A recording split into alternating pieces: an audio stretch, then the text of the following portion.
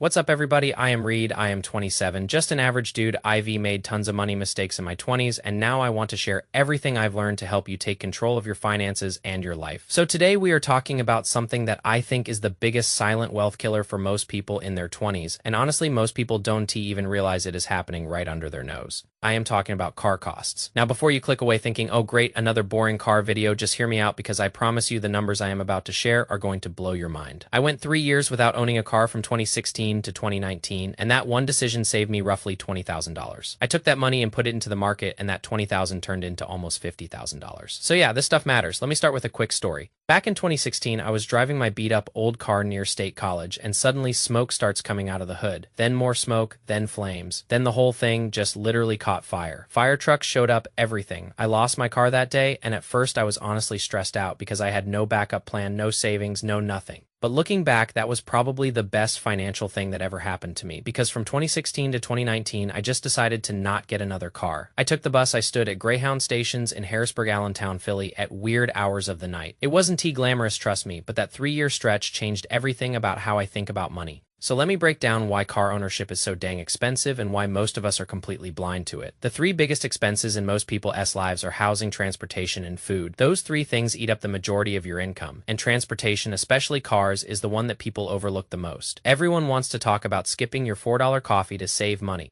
And yeah, that is fine. It is not bad advice, but if you are really trying to build wealth, you need to look at the big stuff, not the small stuff. That is the 80-20 rule. 80% of your expenses come from 20% of the things you spend on, and transportation is one of those big 20% items here. Is some real data for you. In 2020, the average cost to own and operate a vehicle for 15,000 miles was $9,561 per year. That is from AAA's latest data set. And that number is even higher now in 2022 because gas prices went up like crazy and car prices went up too. So we are probably looking at over $10,000 per year for the average car. $10,000 a year. That is insane when you actually stop and think about it. Let me give you a specific example. Say you buy a 2016 Ford Focus. That is a pretty basic economical car, nothing fancy. The car itself is worth about $12,800. Pretty affordable, right? But the total cost to own and operate that vehicle over a 5-year span is roughly $38,000. Let me say that again, $38,000 over 5 years for a cheap economy car. That comes out to about $7,000 to $8,000 per year, and that is for a Ford Focus, not a BMW, not a Mercedes, not a truck. The best-selling vehicles in America are Ford F-150s and Chevy Silverados and Rams. Those cost way more to own and operate. So imagine what people are actually spending without even realizing it. Now let me break down where that money actually goes, because understanding the breakdown is how you start to fix the problem. First up is depreciation. This is the biggest hidden cost of car ownership, and it is the one people forget about the most. When you buy a new car and drive it off the lot, you instantly lose about 10%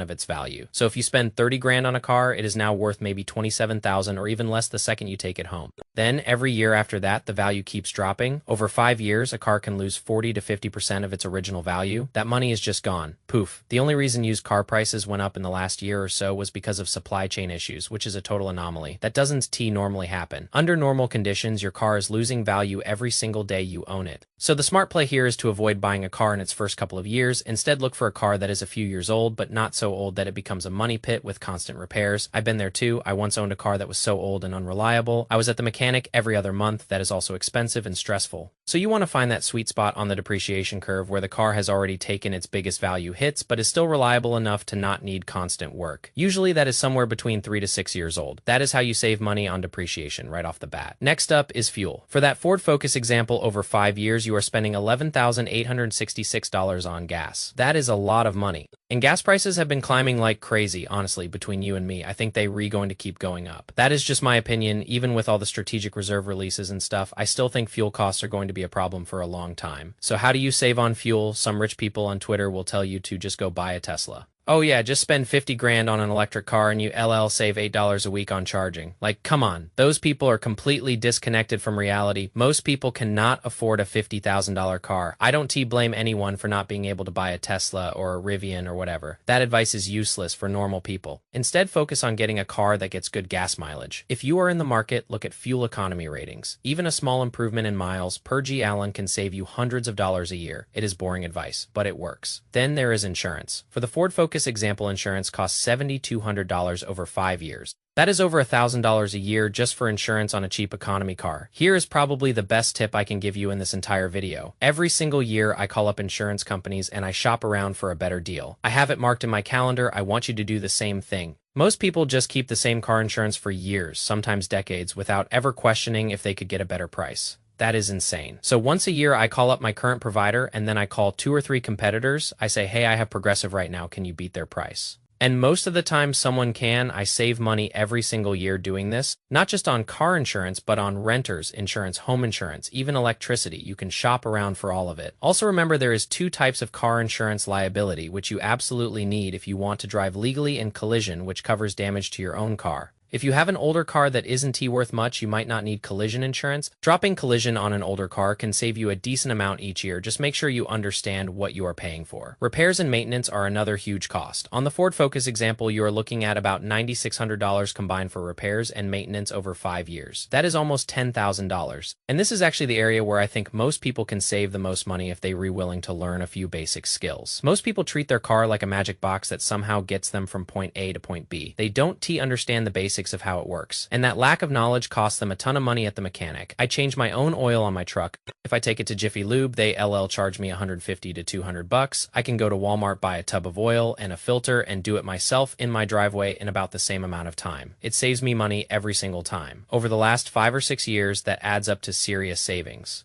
Another thing I always recommend is getting an OBD2 scanner. You can pick one up on Amazon for like 15 to 20 bucks. When your check engine light comes on, you plug that thing in and it reads the error code. Then you look up what the code means, watch a YouTube video, or read a manual and fix it yourself. So many small car problems are easy to fix if you just take the time to learn. I am not saying you should try to rebuild your transmission in your driveway. If you have serious problems like brake line issues or something dangerous, take it to a professional. But for simple stuff like changing air filters, replacing spark plugs, swapping out a sensor, you can absolutely do that yourself and save hundreds of dollars each time. Taxes and fees are another expense that adds up. Registration fees, inspection fees, all that stuff. The way to save here is simple. Own fewer vehicles. I know people who have 3 or 4 cars in their household, and every single one of them has to be registered, inspected, and insured every year. That is a lot of wasted money. If you can get down to 1 car per each household, you will save on all those recurring fees. Then there is financing. This is the interest you pay if you take out a loan for your car. Most people don't buy cars with cash because who has 20, 30, 40 grand just sitting around? So they finance, and if you have bad credit, you end up paying a huge interest rate. My rule of thumb is don't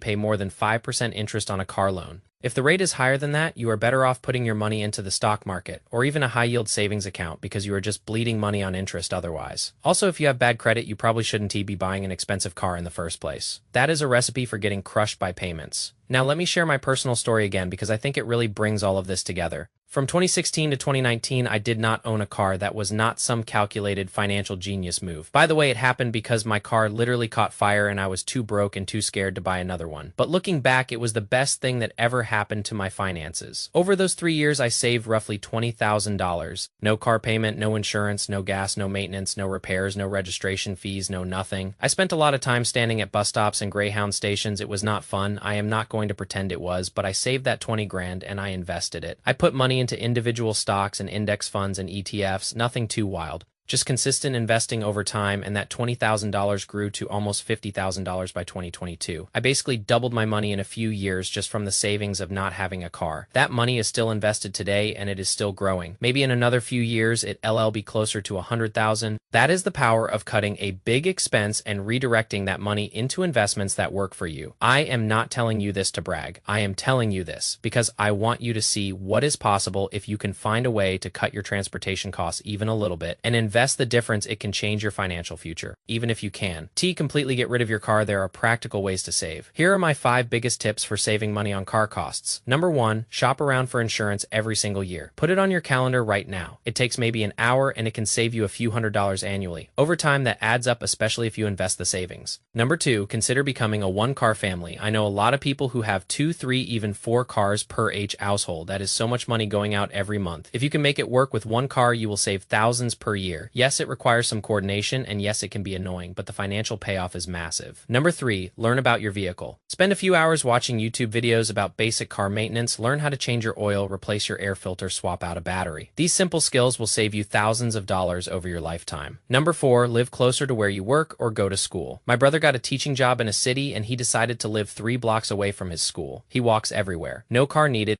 He is saving probably close to $10,000 per year compared to if he lived 20 miles outside the city and had to commute every day. Not everyone has that flexibility, I get it, but if you can make it work, it is honestly genius. Number 5, buy a car at the right point on the depreciation curve. Don't buy new unless you have money to burn. Look for a car that is a few years old where the biggest value drop has already happened. Aim for that sweet spot between year 3 and year 8 where the car is still reliable but you are not paying for the new car tax. Look, I know car stuff is not the most exciting topic in the world, but I promise you this is one of the fastest ways to change your financial situation. Most of us are bleeding thousands of dollars every single year on transportation without even realizing it, and that money could be working for you instead. It could be sitting in an index fund, growing and compounding. It could be the down payment on a house. It could be your emergency fund. It could be your freedom to quit a job you hate. Every dollar you save on car costs is a dollar that can go toward building the life you actually want. I am not some finance guru or millionaire. I am just a 27-year-old guy who made a lot of dumb money mistakes in his early 20s and learned some things along the way. If I can figure this stuff out, anyone can. So take a look at what you are spending on your car right now, do the math, see where you can cut back. Then take that money and put it somewhere that actually builds your future instead of burning it on gas and insurance and depreciation. That is the move. Thanks for sticking with me through this one. If you got anything out of it, I appreciate you. Go check out some of the resources I mentioned and start looking at your own car costs. You might be surprised at what you find. Peace.